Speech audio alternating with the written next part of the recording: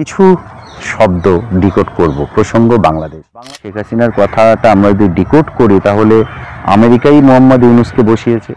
Yunus fail হওয়া মানে আমেরিকার ব্যর্থতা। হয়তো আগামীতে -2 পলিটিক্স এবং -2 গভর্নমেন্ট আমরা দেখতে চলেছি। 2024 সালের 5ই আগস্ট যখন বাংলাদেশের তৎকালীন প্রধানমন্ত্রী শেখ হাসিনা দিল্লিতে পালিয়ে আসেন, সেই সময় তিনি বলেছিলেন, একদল সাদা চামড়ার লোক আমাকে বলেছিলেন সেন্ট মার্টিন দিতে, আমি দেইনি, সে কারণে আজ এই পরিণতি। আর সর্বশেষ তিনি যে মন্তব্যটি করেছেন যে আমেরিকার কাছে দেশটাকে বেচে দিয়েছে ইউনূস আর একদল সমাজবিরোধীদের দিয়ে দেশ চালাচ্ছেন। আমরা দুটো শব্দ যদি ডিকোড করার চেষ্টা করি তাহলে সেই সাদা চামড়ার লোকগুলোই কি আমেরিকা? কেন এই কথা বললেন? কারণ সম্প্রতি আমরা দেখলাম যে আমেরিকান সেনাকে রাখাইন করিডর দিয়েছে বাংলাদেশের ভূমি ব্যবহার করে। এবং গত 100 ঘন্টায় বেশ কিছু ঘটনা ঘটে গেছে। বাংলাদেশের সেনাপ্রধান ওয়াকারুজ্জামান তিনি বলেছেন, খুব বেশি দিন অনির্বাচিত সরকারের অধীনে সেনাবাহিনী থাকতে পারে না। সেনাবাহিনীর কাজ হচ্ছে নির্বাচিত সরকারের অধীনে থাকা। ডিসেম্বরের মধ্যে নির্বাচন করার কথাও তিনি বলেন এবং বলেছেন যথা সময়ে যথা কাজ সেনাবাহিনী করবে। তাহলে কি বাংলাদেশে কু হবে? এই ওয়াকারুজ্জামানের মন্তব্যগুলো ডিকোড করলে এবং বিশ্লেষণ করলে তেমনটাই উঠে আসে। এরপরে আমরা কি দেখলাম? তড়িঘড়ি নাহিদ ইসলাম, বাংলাদেশের এনসিপি দলের অন্যতম একজন প্রধান সদস্য এবং আহ্বায়ক, তিনি বললেন যে মোহাম্মদ ইউনূসের সাথে আলোচনা হয়েছে। তিনি সেই আলোচনায় বলেছেন তিনি পদত্যাগ করবেন এবং কেন পদত্যাগ করলেন তার কারণ দেশবাসীর উদ্দেশ্যে অর্থাৎ বাংলাদেশের উদ্দেশ্যে, জাতির উদ্দেশ্যে ভাষণের মাধ্যমে তিনি সেটা জানিয়ে পদত্যাগ করবেন। তার খসড়াও তৈরি হয়েছিল। এই মোহাম্মদ ইউনূসের কিছু শব্দ আমরা যদি ডিকোড করি, উনি আগস্ট 2024-এ যখন ক্ষমতায় শপথ নেন, তখন তিনি বলেছিলেন বেশ কিছু সংস্কার করে তারপর নির্বাচন করে তিনি ক্ষমতা হস্তান্তর করবেন। বাংলাদেশের মানুষ এটাই নাকি চায়। কি সেই সংস্কার? গত 9 মাসে আমরা যদি দেখি কোনো রকম কোনো সংস্কার বাংলাদেশে হয়নি।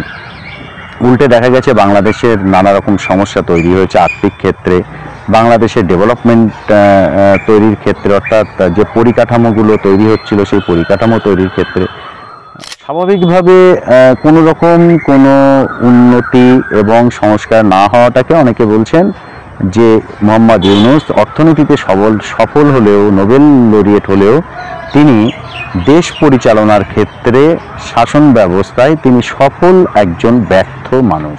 মোহাম্মদ ইউনূস কি নিজে বসেছেন নাকি দেশবাসী বসিয়েছে? তা নয়, কিন্তু জিওপলিটিক্যাল খেলা এটা। এর পিছনে আছে পৃথিবীর বিভিন্ন শক্তি। সেটা আমেরিকা হতে পারে, সেটা চীন হতে পারে, সেটা পাকিস্তান হতে পারে, বা অন্য কোনো শক্তি হতে পারে। এবং শেখ হাসিনা আগস্ট 2024-এ যে মন্তব্যটি করেছিলেন সাদা চামড়ার লোক, আর 2025-এর এই মে মাসে এসে তিনি যে মন্তব্যটা করলেন, দুটোর মধ্যে একটা অদ্ভুত রকম মিল আছে। প্রথম মন্তব্য এবং শেষ মন্তব্য। প্রথম মন্তব্য সাদা চামড়া, আর শেষ মন্তব্য আমেরিকার কাছে দেশটাকে বেচে দিলেন মোহাম্মদ ইউনূস আর সমাজবিরোধীদের দিয়ে দেশটা পরিচালনা করছে। সেই সাদা চামড়ার লক্ষ্মী তাহলে আমেরিকান সেনাকে রাখাইন করিডর দেওয়াটাকে নিয়ে বাংলাদেশের মাটি ব্যবহার করাটাকে ইঙ্গিত করে কি তিনি এই কথা বলেছেন? আমেরিকা কি চাইছিল চীনের দিকে ঝুঁকে পড়া শেখ হাসিনাকে নিজের দিকে টানতে? আমরা যদি অতীতের ইতিহাস দেখি, আমেরিকা কিন্তু বাংলাদেশের ইস্যুতে বরাবরই ফেল, আজও অবধি সফল হয়নি। 1971 সালে যখন বাংলাদেশ ভাগ হয়, অর্থাৎ জন্ম নেয় পশ্চিম পাকিস্তানের থেকে পূর্ব পাকিস্তান, তখন কিন্তু এই আমেরিকা তাদের নৌবাহিনী পাঠিয়েছিল এবং ইউএসএসআর তার 7ম নৌবহর দিয়ে সেই নৌবাহিনীকে আটকে দেয়, আমেরিকান নৌবহরকে আটকে দেয়। বাংলাদেশের জন্ম হয়। পরবর্তীতে বাংলাদেশে আওয়ামী লীগ সরকার গঠন নিয়ে, নির্বাচন নিয়ে আমেরিকার বরাবর আপত্তি আমরা দেখেছি। অর্থাৎ আমেরিকা বাংলাদেশে ফেলিওর শুরু নয়, দক্ষিণ এশিয়ায় আমেরিকা পাকিস্তানে কিন্তু সফল নয়, কারণ সেখানে চীন রাস্তা তৈরি করছে, বন্দর ডেভেলপমেন্ট করছে, গোয়াদার বন্দর যেটা বালুচিস্তানে, সেখানে এদিকে বাংলাদেশ, সেখানেও সে ফেলিওর। আফগানিস্তানে তালিবান সরকারকে ক্ষমতা দিয়ে চলে যেতে হয়েছে। আমেরিকা এখন এই ইউনূসকে, যদি শেখ হাসিনার কথাটা আমরা যদি ডিকোড করি, তাহলে আমেরিকাই মোহাম্মদ ইউনূসকে বসিয়েছে। আর ইউনূস ফেল হওয়া মানে আমেরিকার ব্যর্থতা। অর্থাৎ এখনো পর্যন্ত আমেরিকা তার যে উদ্দেশ্য, সেই উদ্দেশ্য সফল করতে পারেনি বাংলাদেশে।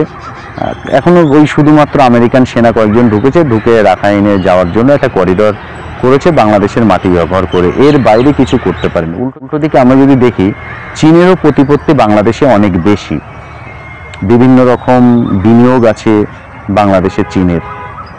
এবং আমরা দেখেছি চীনকে যেভাবে মোহাম্মদ ইউনূস চীন সফরে গিয়ে বলেছেন যে 7 সিস্টার্স স্থলবেষ্টিত, আর বঙ্গোপসাগরের একমাত্র প্রভু বাংলাদেশ। স্বাভাবিকভাবে চীনকে এই কথা বলা, চীনের মাটিতে দাঁড়িয়ে, এটা কি তাহলে একটা কৌশল? বাংলাদেশের সেনাপ্রধান ওয়াকারুজ্জামান বলেছেন, সেগুলো যদি ডিকোড করি কি হয়, তার মন্তব্যের কিছু অংশ, কোনো নির্বাচিত সরকারের অধীনে সেনাবাহিনী থাকে, কোনো অনির্বাচিত সরকারের অধীনে নয়। সেক্ষেত্রে ডিসেম্বরের মধ্যে তিনি একটা ডেডলাইন দিয়ে দেন, নির্বাচন করতে হবে। বাংলাদেশ সরকার এমন কিছু সিদ্ধান্ত নিচ্ছেন যে সিদ্ধান্ত কোনো অনির্বাচিত সরকার নিতে পারে না, সেটাই এই অনির্বাচিত সরকার নিচ্ছে। অর্থাৎ সেনাবাহিনী সরকারের সাথে নেই, এটা প্রকাশ্যে সেনাপ্রধান বলে দিলেন, জানিয়ে দিলেন। অর্থাৎ আমেরিকা দেশটাকে নিজেদের কবজায় রাখতে সম্পূর্ণ নতুন একটি দলকে ক্ষমতায় চাইছে। কিন্তু এনসিপি কি বাংলাদেশে একা ক্ষমতায় আসতে পারবে? অনেকেই বলছেন যে সেটা সম্ভব হবে না। এনসিপি যদি ক্ষমতায় আসে, সেক্ষেত্রে কারোর সাথে যৌথভাবে আসতে হবে, অর্থাৎ একটা কোয়ালিশন সরকার। সেক্ষেত্রে সেটা বিএনপি হতে পারে, সেটা জামাত ইসলাম হতে পারে, সেটা জাতীয় পার্টি হতে পারে, বা অন্যান্য বামপন্থী দল হতে পারে। এরকম একটা মিলিঝুলি সরকার বাংলাদেশে হওয়ার সম্ভাবনা অনেক বেশি, এটা যারা বিশ্লেষক, যারা বাংলাদেশের বিশেষজ্ঞ, তারা বলছেন। আমেরিকা কি এটাই চাইছে? আর এটা যদি আমেরিকা করতে না পারে, তাহলে বাংলাদেশে ফের পরাজয় হবে আমেরিকার। নরেন্দ্র মোদীর সাথে এই ডোনাল্ড ট্রাম্পের যতই ব্যক্তিগত সম্পর্ক থাক না কেন, আমেরিকা হচ্ছে এমন একটা দেশ যাদের ফরেন পলিসি, যাদের কূটনীতি, যাদের বিদেশ নীতি কোনো ব্যক্তির উপর নির্ভর করে না। ব্যক্তি যেই হোক না কেন, ওদের একটা প্ল্যানিং থাকে, আগামী 50 বছর, আগামী 30 বছর, এরকম একটা প্ল্যানিং থাকে। সেই প্ল্যানিং অনুযায়ী কাজ করে থাকে, এবং আমেরিকান গোয়েন্দা বাহিনী, সিআইএ সেইভাবেই তারা কাজগুলো করে। তো এরকম পৃথিবীর উন্নত দেশগুলো বা প্রত্যেকটা ক্ষমতাধর দেশগুলো এভাবেই এগোয়।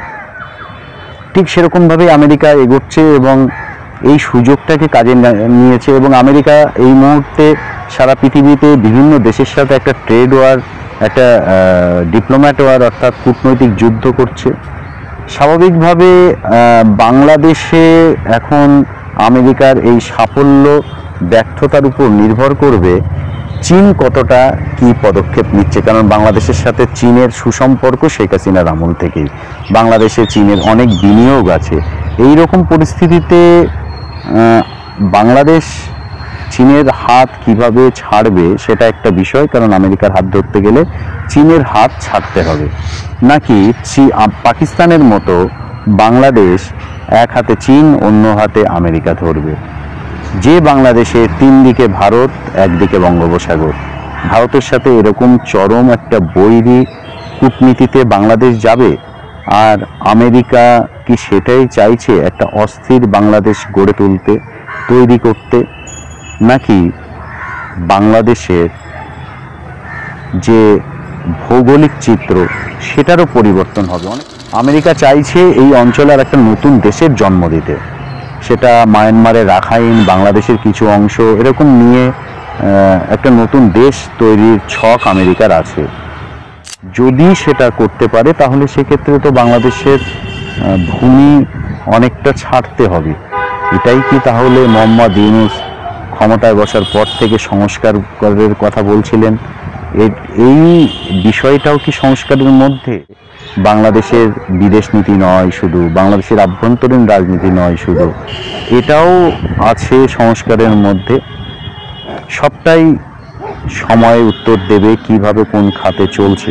কিন্তু অত্যন্ত গুরুত্বপূর্ণ বিষয়, যেভাবে মানুষ সের মধ্যে একটা ঐক্য, একটা জনমত তৈরি করলো মোহাম্মদ ইউনূস এবং তার দল এনসিপি নেপথ্যে থেকে, একটা শক্তি পিছনে নেপথ্যে থেকে, যে মোহাম্মদ ইউনূসকে রাষ্ট্রপতি হিসেবে চাই। অর্থাৎ নাইদের দল কোয়ালিশন হোক বা এককভাবে হোক, যে কোনোভাবে হোক সরকারে থাকবে, আর সেই সরকারের রাষ্ট্রপতি হবেন মোহাম্মদ ইউনূস। আর এই সময়ে এই যে মানুষের মধ্যে এই ইউনূসকে চাই, এই ধরনের একটা ভাবনা, আবেগ ছড়িয়ে দেওয়া এবং march to Dhaka for Yunus, এটা করে বিএনপি যে দাবি তুলেছিল নির্বাচনের, আরও দূরে সরিয়ে দিল, এমন প্রশ্ন করছেন অনেকে। অর্থাৎ বাংলাদেশে হয়তো আগামীতে -2 পলিটিক্স এবং -2 গভর্নমেন্ট আমরা দেখতে চলেছি। এই -2 কীরকম? আওয়ামী লীগ এবং বিএনপি ছাড়া বাংলাদেশের রাজনীতি, আওয়ামী লীগ এবং বিএনপি ছাড়া বাংলাদেশের পাওয়ার পলিটিক্স। আওয়ামী লীগকে তো ইতিমধ্যেই ব্যান করে দিয়েছে, এরপরে কি তাহলে বিএনপির সাথে এরকম কিছু করবে? বিএনপিকে এমন কিছু করবে যে ঘটনা থেকে, বা যদি মোহাম্মদ ইউনূস রাষ্ট্রপতি হন তাহলে ইমার্জেন্সি জারি করে এরকম নির্বাচন করবে, যে নির্বাচনে হয়তো বিএনপি অংশই নেবে না। এরকম কিছু কি তাহলে ঘটতে চলেছে বাংলাদেশে? পারবে কি বাংলাদেশের সেনাবাহিনী এই যে কৌশল, এই যে ষড়যন্ত্র, যাই বলি না কেন, সেটাকে প্রতিহত করে নিজের কবজায় বাংলাদেশকে নিয়ে নতুন কিছু বা নতুন সরকার গঠন করতে? সেই সরকারেই বা কে আসবে? কতটা সফল হবে নাইদের দল এনসিপি? কতটা সফল হবে আমেরিকার এই চাল বা আমেরিকার উদ্দেশ্য? সেটাই এখন দেখার।